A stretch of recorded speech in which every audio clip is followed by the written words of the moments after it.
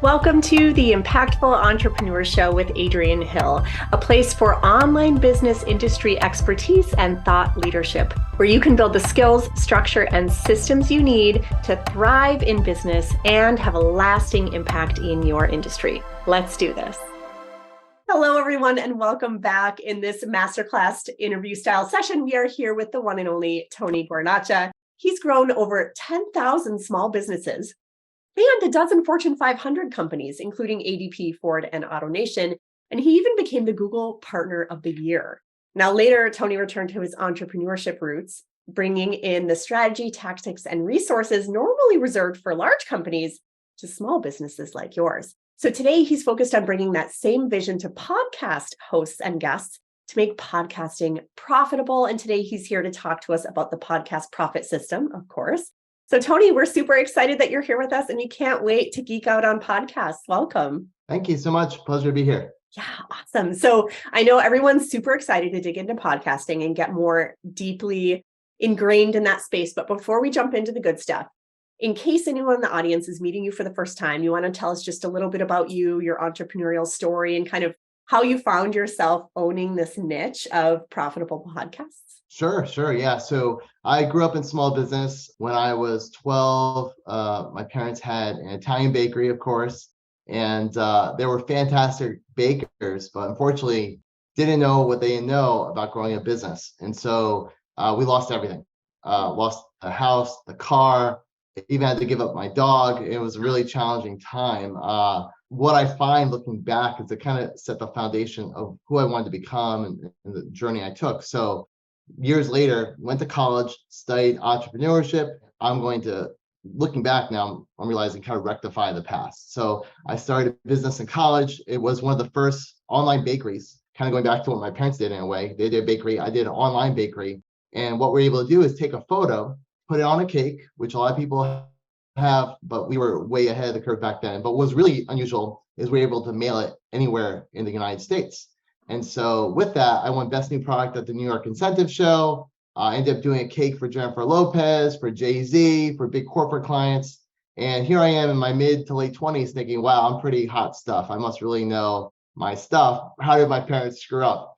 Unfortunately, I found out the hard way that I didn't know what I didn't know and lost everything a second time. Unfortunately, this time I was newly married with a baby on the way. I was like, okay, this is not good. Clearly I'm missing something. How do I kind of figure out, what I need, what I'm missing? And so that's when I went on over a decade journey, purposely working with the best companies I possibly could. And so years later, I ended up working with, as you mentioned, a dozen Fortune 500 companies, 10,000 small businesses, and became Google's Partner of the Year, spending $400 million in Google ads. And so got a really interesting journey. And so that's kind of my thought process was to be the best, I need to work with the best. And that's what I did. After that, I then started my own agency, did that for about a decade. And I said, well, you know what? I want to document my journey, write my story, and really share what the best companies are doing as opposed to everyone else. And that's when I did a book, right? So you do a book. What do you do when you do a book? You do a podcast book tour. And that's when I realized, wow, the podcasters I'm working with are exactly who I want to serve because there's so many podcasters, but most of them don't last very long. 85% fail before 8 episodes, and most of them aren't making any money. I was like, okay, I'm going to take everything I learned and now kind of zero in on this specific niche. And that's how I got to my mission today of making podcasting profitable. Wow. Okay, that is fascinating. But here's like the big takeaway that I'm kind of loving right now. For those of you watching, he's seen the lowest of the lows, not just once, but twice, and then like the highest of the highs in multiple ways. So if you're truly wanting to learn someone who's like the best person to learn from you guys is someone who's struggled and gotten out of struggle. Right. Because if you're struggling, who do you think is going to be able to help you? Tony will. So I love that. You've gotten in the trenches, you've done the hard work, you've been on both sides of that coin, and what a crazy story you have. That's really so interesting. So everything from bakery to podcasting, oh my goodness. Yeah, who would have thought? I would never imagine that. Never imagine. And working with the biggest companies to now working with the small podcasters, super, super cool. So I know tons of people are really into podcasting because it's really become super popular, and its popularity has accelerated since COVID happened. Yeah. Tons of people are actively listening to podcasts. It's a great way to grow your audience, grow your base. But like you said, 85% of new podcasters fail within the first 6 to 8 episodes. Yeah. Like, that's crazy. So, wow. So we need to unpack this a little bit. And for anyone in the audience who's been thinking like, yeah, I want to start a podcast, but how do I not be one of those 85%, right? So, of course, podcasting, like, it's all about interviewing someone, talking to someone, sharing your message in an audio form. So, in terms of people looking for guests, right? And I know before you start your own podcast, it's great to just be a guest on other people's, kind of feel it out a little. So what are the most important qualities that podcast hosts look for in a guest? Yeah, that's a great question. So they want someone that's going to add value at the end of the day. That's really the most important thing. But then the question becomes, of course, how do they know if they're going to add value? Yeah. And this goes back to kind of the basics. I'm sure you've heard of, are you known? Are you liked? Are you trusted? Those are all kind of foundational elements. But in addition to that, for a podcaster, they're going to want to know what kind of value we're going to provide. This might be in the form of the questions you're going to address, the topics you're going to do. Your biography is a big one. And more podcasters are looking for opportunities to collaborate. So what kind of offer do you have? Is it a proven offer? And so, to vet all this stuff, this is where a one sheet comes into play, your podcast one sheet. I like to think of it as kind of like a resume, but for getting booked on podcasts. And so even if they don't ask for a one sheet, you still want to go through the exercise of creating one, because it makes you think, okay, how am I known? How does the podcast know that? Well, what's your social media following? How many, what kind of website do you have? Do you look professional? Are you liked? What kind of stories can you share? And so kind of going through that process of saying, okay, how can I be known? How can I be liked? How can I be trusted? Trust is a form of social proof. So what other shows have you been on? What kind of case studies you have, results for others? And so going through that mental process is very helpful, regardless if you use it to get booked. It's really helpful for when you're actually doing the interview, which is the most important part, because you need to have these repository of stories and proof and everything else. Which totally makes sense, because whoever's about to be featuring you, interviewing you, talking with you, they want to know, why is my audience going to fall in love with you? Correct. Why is my audience going to want to tune in and not just drop off after the first 5 minutes? Why are they going to want to listen to the entire podcast? Like, correct. What have you got to offer? Like, why is my audience going to be intrigued? But I love something else you said that I would love to just like tease apart a little bit. You said it's not just about the front end value you can offer. It's also the back end offer that you can make to people. Tell us a little bit more about that. Like, break that apart. Why would a podcast host want to know about your back end offer, and what happens when you have that conversation? Yeah, there's a couple of reasons. One is there's revenue opportunities for the hosts that you can share. But before I even unpack that, let's look at the purpose of being on the show in the first place and what the audience is looking for, because you want to start with them as opposed to what I want or the host wants. And at the end of the day, everybody's looking for some sort of transformation. And so people don't understand how important that is, but also how to break that down into pieces. And so if you look at someone, essentially they're on a journey. Like I shared and opened up this about my journey. None of us are finished yet. We're still breathing, so we're still going. But you want to kind of look at, okay, what's the journey someone that's listening to this wants to take, and how can you help them get there? And there's always an exchange. And so right now, there's an exchange with your audience. So I'm giving, hopefully, valuable content. In exchange, they're receiving it and listening to it, and I'm getting a level of attention and hopefully growing some sort of level of trust with your audience. The next stage from that is, maybe I have an offer at the end.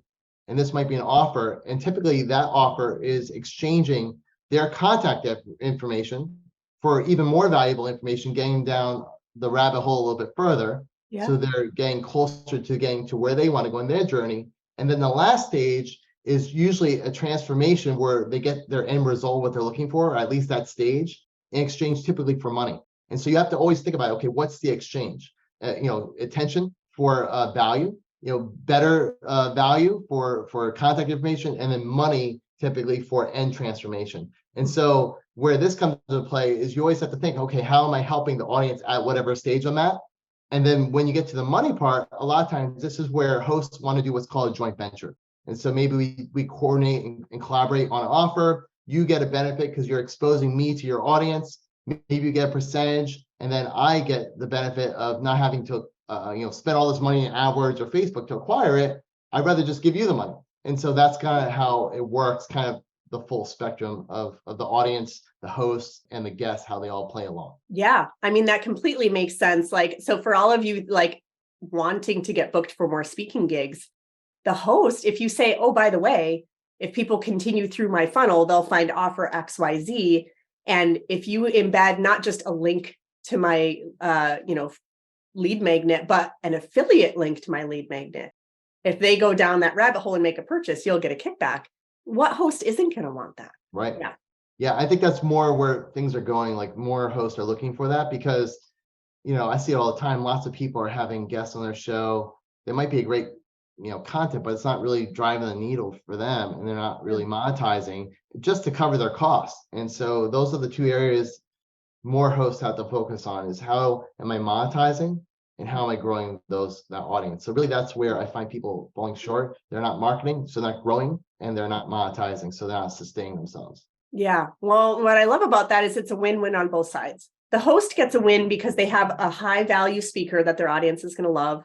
And the second win for them is that they could profit, from some extra revenue flowing in. And then for the person being interviewed, it's a win because you're being exposed to a brand new audience. And it's another win because you can get a whole bunch of leads flowing into your funnel. So it's a win-win twice over for both parties. And the most important ones, the audience and the listeners, they win because they get closer to where they want to go. So it's like it's that trio. It's so important. A win-win-win-win-win-win. Yeah, exactly. Yes. I love that. No, that's super smart. And it completely makes sense. So as people then are going out and they're trying to get featured on podcasts and line up some speaking gigs, what's the most common mistake you see them making when they're pitching, podcasts? Yeah. So again, they're not leading with value. So always look at value and always start with relationships. So, there's templates and everything else on how you can cold pitch, which you can do that. Mm-hmm. But the most effective way is to connect with the people that are already on that show and ask for a referral, connect with these people in person, go to events, add value to them. And so that is really, from a pitching perspective, it's almost like you don't want to pitch. Like you're better off leveraging relationships to get to where you want to be, because that's going to be just the easier way by far. Yeah. Like go out there, network, make friends. Correct. You'll naturally start getting invited to stuff and you won't have to pitch everyone. Correct. Right. Yeah, pitching's a hard route. It's still important as you're networking and making those friends. If you have your pitch one sheet in the back of your mind and someone asks you, hey, what do you do? Yeah. It'll be that much easier to tell them what you do and know what to say and know how to introduce yourself with value first. Yeah. I mean, I spent literally years developing my messaging, what I'm going to say, how am I going to say it. It wasn't just by chance. Like these stories I've thought about, I've written out, and so you want to have a clear, concise message, because you can't persuade or influence anyone if you don't even know your own story. So you really need to start with the messaging. So again, that's where the one sheet comes into play, because this forces you to think about, who am I? What am I trying to do? Why am I doing it? All that is super, super important. Yeah, totally makes sense, because one way or the other, you're building a brand. You're either doing it intentionally or you're doing it accidentally. Right. Let's go with intentional. Exactly. Right. Yeah. Exactly. And it's, something as simple as a one sheet can really just help you to get your thoughts in order and not feel like you're swirling or going in circles. And I can totally see how that would be. I mean, that it's kind of like with everything, if you just bring it back to the basics and do the basics really well, right, it's going to serve you. Yeah. So now as a guest, then, like, you're not the one hosting, you're the one being interviewed, you're the guest of the day. How can guests monetize their podcast interviews? Is there any way for them to do that? There's lots of ways to do it. Like we talked about one of them already, which is do a joint venture with the host. But the other thing you want to think about is, how do I leverage that interview for social proof? So at the very least, you want to make sure you take that interview and put it on your website, because that's a great form of proof. If you have a sales process, so say you're a consultant or a coach, and when someone is first introduced to you, you want to do what's called an indoctrination sequence. So you want to kind of let them know who you are, get familiar with you. One of the most important components of that is social proof.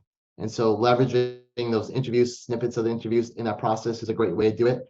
You can also use the interviews for your own marketing. So you can do what's called co-marketing. So when you're on a show, you do a good job, you want to promote them. So all you do is basically promote your interview to your audience, which will help build loyalty and help them help you stay top of mind with them. You can also run Facebook campaigns against that and expose yourself to new audiences. So there's a lot of ways to think about it. And you have to think about, okay, how can I use it to help convert? So people that are already in my funnel to push them over the edge, or how do I use it to get in front of new audiences? By marketing it to people you don't know. Co-marketing is one of the best ways to do that, and it's free. And also, how do you leverage it on your own assets? So the thing I think about a lot where I find a lot of businesses missing is they're not building their own assets. It's very important. So what do I mean by an asset? Well, a property is an asset. So a property is basically like a container for content. So a podcast is a container. It has episodes. A blog is a container. It has a blog post. A book is a container. It's got chapters. So your growth is going to be a function of how many properties you have and how much content are you filling in those properties. And then the third leg is your email list. So leveraging those properties to grow your email list. The nice thing about this strategy, whether you're sitting in the host chair or the guest chair, you can leverage these to create all those three assets. Yeah, super smart. And it totally makes sense. And as a podcast host myself, I can tell you for sure, if I feature someone and they drive tons of traffic to the podcast, I'm far more likely to reach back and be like, hey, let's collaborate on some other stuff. Like, right. You're great to work with, Yeah. And then it opens the door to other relationships. And then you might find that podcast host is recommending you to other podcasters and other people with shows and things like that. So it's like the adult version of making friends. Yeah, it is. It is. basically, which, super good tips. So even as a guest, you can monetize, you can make a good amount of money. Even if you're not the host. Yeah. And one thing I didn't mention, which kind of ties in the line with everything else, really be thoughtful of exactly what that offer is. So you want to have an offer, but you want an offer that converts. And so people don't spend enough time with that. A lot of times they'll go on a show and they'll say, oh boy, to reach me, gosh, why don't you just go on one of my assessments or audits or whatever? I think everyone knows that's a pitch. It's like, who wants that?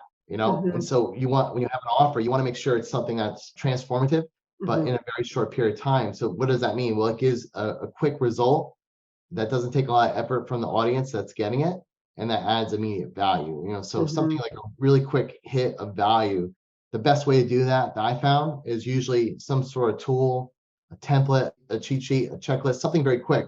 Because the other thing people do, if they're not being salesy and saying, hey, go on a consulting call with me so I can pitch you, which is like the worst idea ever. The other bad idea is saying, hey, read my book. Like that's going to take, like, how many books do you have on your shelf that you've never read or whatever? And so again, something really condensed that gives value as quickly as possible. That propels them to the next stage. That's the other huge mistake people tend to make. So they want to be offering a quick win that's easy to digest, easy to say yes to.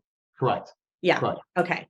So if those watching are wanting to okay, this is my year, I'm going to get featured in lots of podcasts and shows, and they're wanting to make sure that they're a really good guest speaker. So what's the most critical skill that they would want to develop as a guest speaker in a podcast? Yeah. So the most important thing is your messaging. You have to have a clear message because your impact, because most of us do this for three reasons. You want to grow your audience, you want to grow your income, but you also want to grow your impact.